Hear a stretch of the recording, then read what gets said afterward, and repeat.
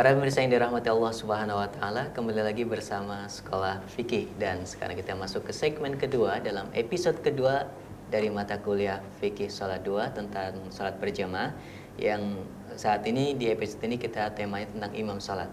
Tadi di segmen pertama kita sudah memotong pembicaraan terkait syarat imam ya. Syarat imam gimana imamnya itu harus orang muslim. Nah, tetapi ada yang menarik tadi, yaitu ada seorang makmum yang non muslim.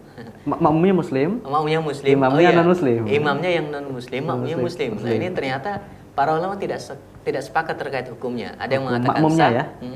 Hukum makmumnya, ada yang mengatakan tidak sah. Nah, bagaimana penjelasannya ini, Ustaz? Yang uniknya juga begini, ilah yang menetapkan ketidaksahan atau sahnya sholat makmum yang muslim di belakang non muslim. Kalau dari sisi dalil mungkin kita tidak mendapati ya, karena sholat itu ya umumnya dilakukan imamnya muslim. Tetapi di sini mazhab Hanafi dan Hambali berpendapat makmum itu sah sholat di belakang imam yang non muslim tadi gitu ya. Tentunya dengan kepastian dia sholatnya memang betul-betul selesai sampai tahiyat ya. Kan bisa saja ada non muslim yang belajar gerakan sholat, gitu ya, bahkan hafal bacaannya dan seterusnya gitu. Bisa saja. Dia hanya kurang bersyahadat saja. Nah, di sini Hanafi dan Hambali mengatakan sah. Nah, dasar mereka adalah karena ketidaktahuan itu menyebabkan tidak dianggap membuat sholatnya tidak sah. Al-khata'. Karena dalam sebuah hadis kan disebutkan rufi'an ummati al-khata' wan nisyan wa mastukrihu alaih. Ini Hanafi sama Hambali ya? Hanafi dan Hambali. Sah. Sah. Nah, sedangkan kalau mazhab yang dua yang lain, Maliki dan Syafi'i, itu mengatakan tidak sah. Tidak sah. Tapi ilahnya itu bukan karena ketidaktahuan, tapi kelalaian.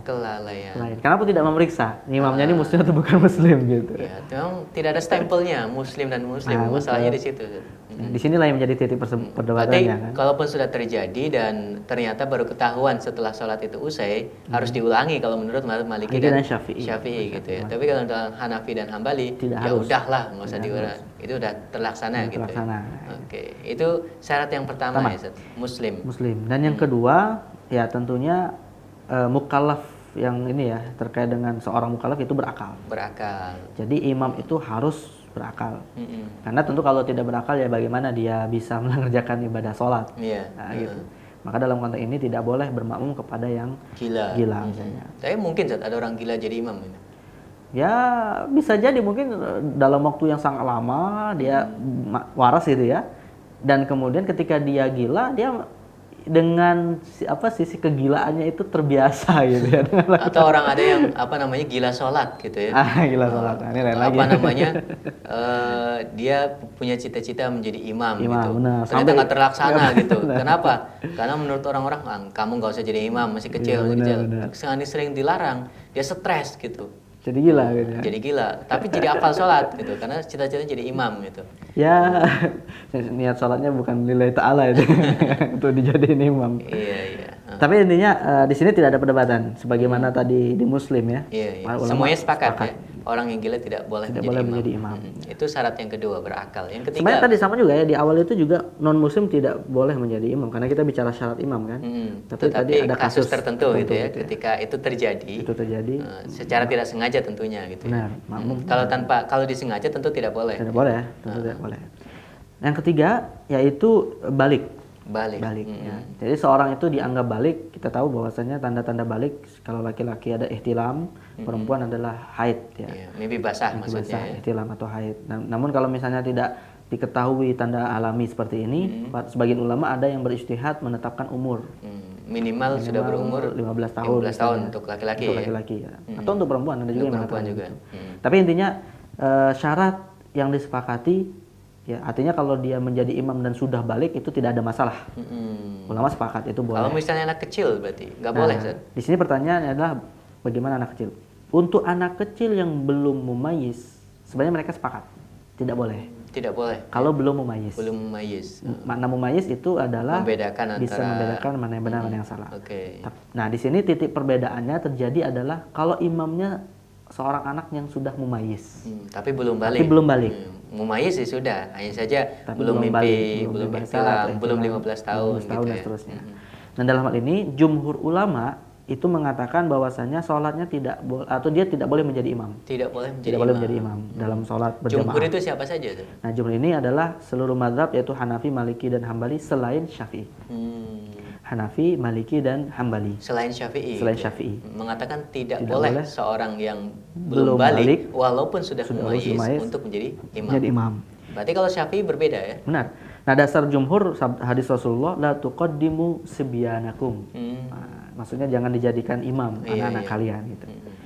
Tetapi sholat anak yang mumayyiz sudah dianggap sah. Walaupun hukumnya sunnah. Sholat yang belum mumayyiz pun misalnya sah juga. Benar gitu ya juga sah juga. Gitu. Tapi hukumnya sunnah bagi mereka dan pahalanya juga diberikan kepada orang tuanya. Nah, sedangkan kalau mazhab Syafi'i mengatakan sah. Syafi'i sah. Hanya sendiri ya? Hanya sendirian. Tapi hadisnya juga lumayan cukup kuat. Yaitu hadis yang diriwayatkan oleh Imam Bukhari dari rawi yang pernah menjadi imam sholat ketika dia mumayyiz. Jadi saksi sejarahnya adalah pelakunya. Pelakunya gitu.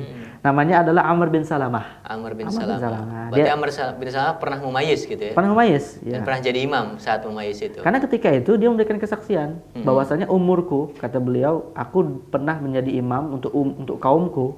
Saat itu umurku hanya 6 atau 7 tahun. 6 atau 7 tahun. Iya, masih sangat kecil. Gitu ya. Secara logika dan tradisi, anak-anak umur seperti itu adalah belum balik. Tapi bisa jadi dia sudah bisa membedakan mana yang baik dan buruk. Sampai kaumnya menjadikan dia sebagai imam, tentu memiliki kemampuan. Mungkin bacaannya bagus. Dalam riwayat yang lain sih disebutkan karena hafalan Al-Qur'annya. Dan juga dalam beberapa riwayat disebutkan Ibnu Abbas juga pernah menjadi imam sholat saat kecil. Saat masih kecil. Apalagi Ibnu Abbas. Ibnu Abbas ya, turjumanul Qur'an. Kecilnya sudah didoakan Rasul gitu Rasulullah SAW. Nah itu. Jadi ini yang ketiga ya, terkait dengan. Tapi kalau bicara afdoliyah misalnya, kira-kira walaupun ada mumayyiz yang cerdas, pintar, hafalannya bagus, dengan ada seorang imam yang sudah balik gitu.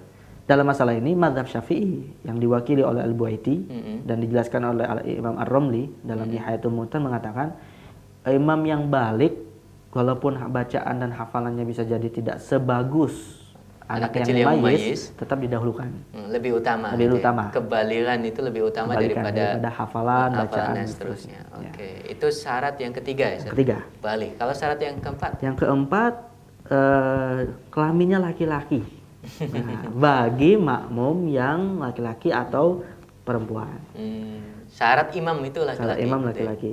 Tapi para ulama juga umumnya sepakat mengatakan boleh imamnya itu perempuan kalau makmumnya perempuan. Tapi paling tidak secara umum ketika sholat berjamaah dalam konteks yang tadi kita bahas atau yang pada episode pertama kita bahas tentang sholat berjamaah di masjid, tentunya kan dilakukan untuk kaum laki-laki. Karena ketentuan sholat berjamaah kan hanya untuk laki-laki di dalam masjid. Tapi kalaupun ada jamaah wanita yang diimami oleh wanita gitu, itu boleh. Itu boleh. Gitu. Nah, ini dasar tentang kenapa laki-laki atau syarat menjadi imam laki-laki. Ada seorang laki-laki. Hadis riwayat Ibnu Majah ya, Rasul bersabda, la ta'ummanna imra'atun rajulan. Janganlah seorang wanita dijadikan imam untuk laki-laki. Ini syarat yang keempat tentang harus laki-laki. Tapi di dalam mazhab Malikiyah konon seorang wanita pun walaupun punya wanita itu tidak diperbolehkan gitu ya. Iya, memang di sini terjadi perbedaan ya di antara ulama. Hanya saja mayoritas ulama ya itu mengatakan hukumnya boleh dan dasar hadisnya juga cukup kuat. Ya. Misalnya hanya Malikiyah saja yang mengatakan. Berarti kalau dalam pandangan Malikiyah yang namanya imam ya harus laki-laki. Harus laki-laki. Tidak ada yang namanya imam perempuan. Benar. Atau kesimpulannya tidak ada jamaah perempuan. Tidak ada jamaah perempuan, betul. Karena memang tadi ya ketentuan sholat berjamaah berlaku di masjid yang pastinya laki-laki di situ. Itu syarat keempat ya, tentang laki-laki. Syarat yang kelima apa, Zul? Nah, syarat yang kelima adalah mampu membaca Al-Qur'an. Iya, tentu ya. Tentu harus. Kita tahu bahwasanya nanti sebenarnya dibahas dalam praktek sholat ya. Para ulama sepakat bahwasanya membaca Al-Qur'an itu menjadi rukun sholat. Betul. Walaupun nanti apa yang dibaca terjadi perbedaan ya. Kalau jumhur ya. Jumhur Al-Fatihah. Al-Fatihah itu wajib, rukun gitu. Sedangkan Hanafi kan mengatakan yang wajib yang penting itu ya bacaan Al-Qur'an gitu. Apapun yang dibaca. Tetapi terlepas perbedaan apa yang dibaca, mereka sepakat imam itu harus bisa membaca Al-Qur'an. Maka dalam mazhab jumhur ulama yang merukunkan baca Fatihah, kalau ada kekeliruan di dalam membaca Fatihah ya tidak dijadikan sah, tidak sah jadi imam. Rukun. Kalau rukunnya salah atau rusak, sholatnya secara keseluruhan jadi rusak juga. Nah, ini yang kelima. Tapi terkait dengan apakah makmum harus membaca atau tidak, ini hukum tersendiri. Ya. Nanti akan dibahas pada fikih salat juga nanti. Okay. Itu kita cukupkan 5 dulu untuk segmen sekarang. Nah, yang ke-6 dan seterusnya tadi ada 9 ya. Kita bahas pada segmen berikutnya. Para pemirsa tetap bersama Sekolah Fikih.